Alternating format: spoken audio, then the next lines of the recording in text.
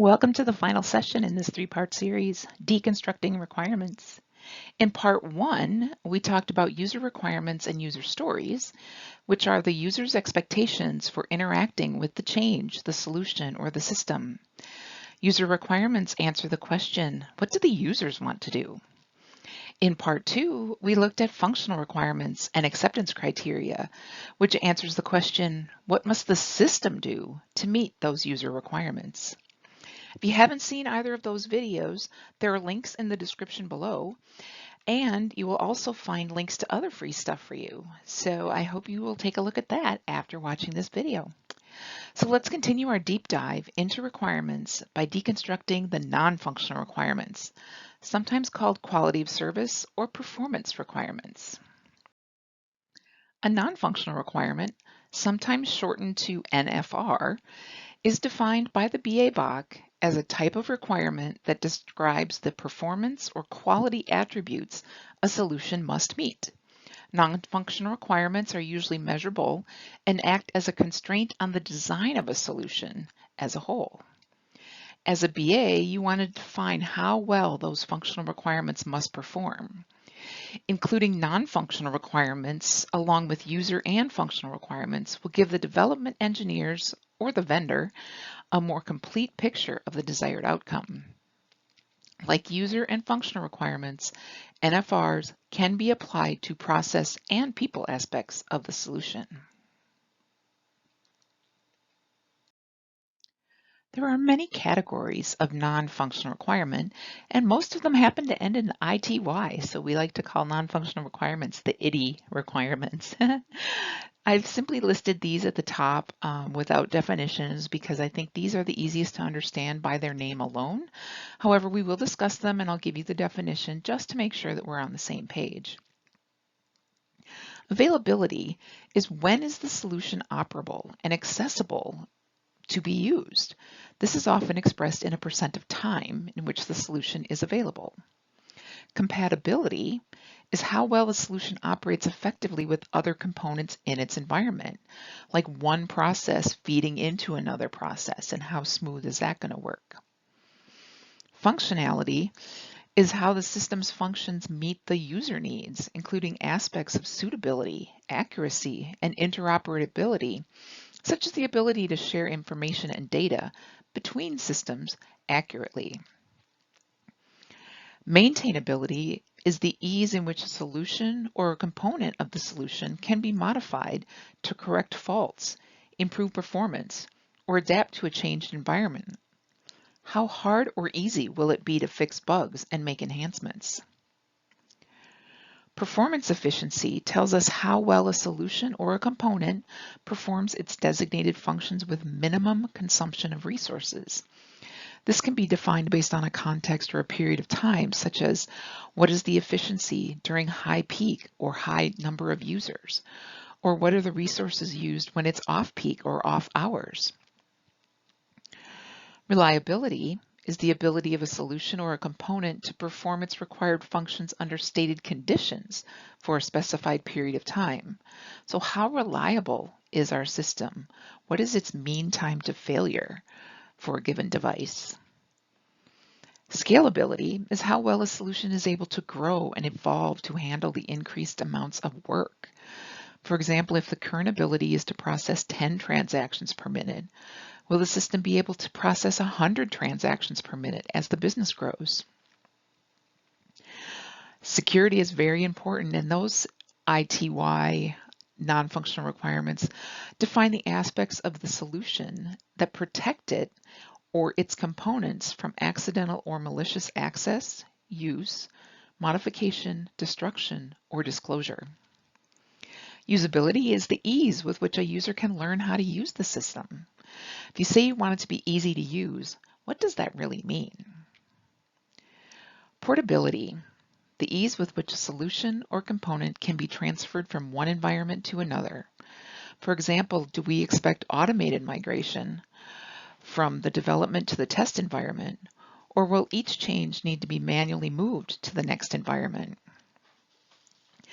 Other categories might not be as straightforward, and so I just copied the definitions from the BA-BOK here below. But let's talk about them. Certification non-functional requirements define those constraints that we need to meet certain standards or industry conventions, such as ISO certifications, which is the International Organization for Standardization, with industries and specifications for healthcare technology, railway engineering, clothing, agriculture, and aircraft. Compliance is regulatory, financial, or legal constraints that can vary based on the context or jurisdiction. For example, there's the FDA, 21 CFR Part 11, which specifies how we are supposed to handle electronic records, or Sarbanes-Oxley is for financial reporting. Localization are the requirements dealing with local languages, laws, currencies, cultures, spellings, and other characteristics of the users, which requires attention to the context and the design of the solution. As more and more organizations are going global, we need to pay attention to those local specifications and include those in our documentation. Service level agreements are constraints of the organization being served by the solution that are agreed to by both the provider and the user of the solution. And extensibility is the ability of the solution to incorporate new functionality. This is related to maintainability, which we discussed before, like how easy will it be for us to add enhancements? Let's review the format in which we can write non-functional requirements. Non-functional requirements are generally textual, declarative statements that contain measurable, specific values, which is the constraint the system must meet during the design and development. Since NFRs can apply to the system, process, and people, I encourage you to use a combination of formats. User stories for those NFRs requested by and applicable to the end users. In the user story format, as a user role, I want to take some action or perform an activity so that I can accomplish a goal or for a given reason. And then use functional requirement statements for the system and or process applicable NFRs. You can also use the acceptance criteria checklist. Let's look at some examples. First, we will look at some poor examples of non-functional requirements, remembering that our NFRs should be measurable with specificity. Within the category of usability, I have seen the requirement, the system must be easy to learn. Well, how will you measure that? What is easy to learn for one person may be hard or challenging for another. Consider the following modification, which can certainly be measured. 90% of operators must be able to use the new process after no more than 6 hours of training. You can measure the 6 hours of training, and you can calculate and determine the number of operators that falls under that 90%. Another example under availability I have seen is the system must respond quickly. Again, how fast is quickly? And what is respond? A suggested improvement is the system must provide 90% of responses in no more than 2 seconds. Let's look at some better examples. In this table, I've included a few examples. As we go through these, just take a minute and think about the different categories that each of these requirements may fall under. As the CIO, I want the system available 99.99% of the time so our customers can access their information when needed. This is a user expectation. It's in the user story format, and by wanting the system available, the NFR category is availability. As the system admin, I want the weekly maintenance window on Thursdays from 11 p.m. to 1 a.m. so that we do not negatively impact our second shift workers. Again, this one is also in the user story format, and it could be under maintainability, but I chose to put this one under service level agreement. The system shall process transactions in US dollars, euros, Swiss francs, and Mexican pesos. Do you remember which of the categories this would fall under? Localization, great job. A single transaction must process in no more than 1 second. This one would fall under the functionality we expect from our system. And database security must meet HIPAA requirements. Database security, so is this security or HIPAA requirements that falls under compliance? The answer is not black and white. Both of these are correct.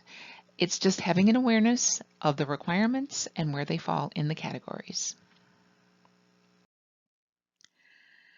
So today we talked about non-functional requirements, or NFRs, which the BA BOK defined as a type of requirement that describes the performance or quality attributes a system must meet.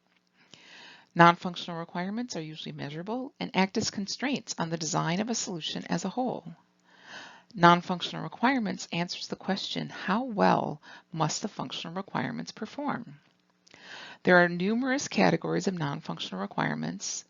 The ones we reviewed in this section were taken from the BA BOK. I encourage you, if you're curious, you can do a Google search and you will find additional non-functional requirement categories, some of them the same and quite a few different ones. I encourage you to be mindful of the requester and the receiver of requirements. By using a user story format for user-specified or user-requested non-functional requirements, and the acceptance criteria format for the system-specific non-functional requirements, stakeholders, the development engineers, and the testers better understand the context of a given requirement simply by its format. So that's a wrap on this three-part series. Thank you so much for sharing your valuable time with me. I am honored and truly grateful that you are here. I am on this BA journey with you, and I am so excited to keep going.